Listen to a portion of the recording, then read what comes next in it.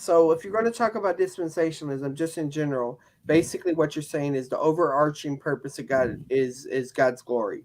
God gets the glory by how He saves people, how He deals with the angels, how He deals with the nations, and all of that.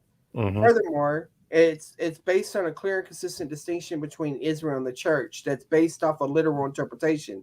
Literal interpretation does not deny figures of speech. Figures of speech are just indirect, literal ways to get some meaning across. So when Israel is mentioned, it's Israel. When the church is mentioned in the church age, it is talking about metaphorical body of Christ. All right. So when you're talking about the different dispensations, the number of dispensation is not what makes you a dispensationalist. It's the three things that I mentioned or something related to that. We could go into more detail about passage priority and some other categories and stuff, but that's just the gist, like you said. Now, Okay.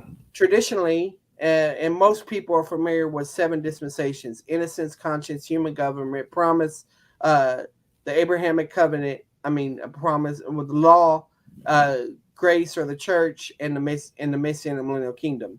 Innocence is describing things before the fall. Conscience is after the fall.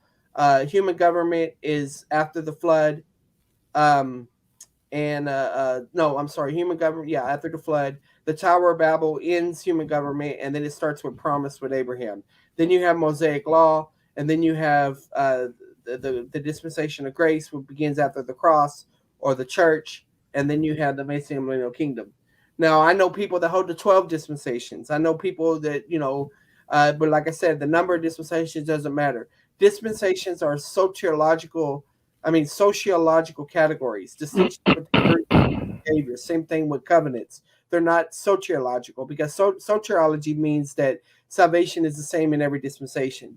So there, that is your summary. So what you're doing when you're studying dispensationally is you're studying progressive revelation. You're asking, what did the original audience understand? What was the responsibility at that time for experiential sanctification? And you're going from there. So that's my summary of dispensationalism. Okay, so a longer view would have something to do with the Davidic uh, covenant, wouldn't it? Right. Well, if I go into the covenants, then basically what I would say about that is that the Abrahamic covenant promised three things: land, seed, and blessing. The land is in Deuteronomy chapter 30. The seed is 2 Samuel 7, the Davidic covenant, and the Right. blessing is the new covenant with Israel. And so that props it up and guarantees that Israel will get a literal land in fulfillment of all those covenants.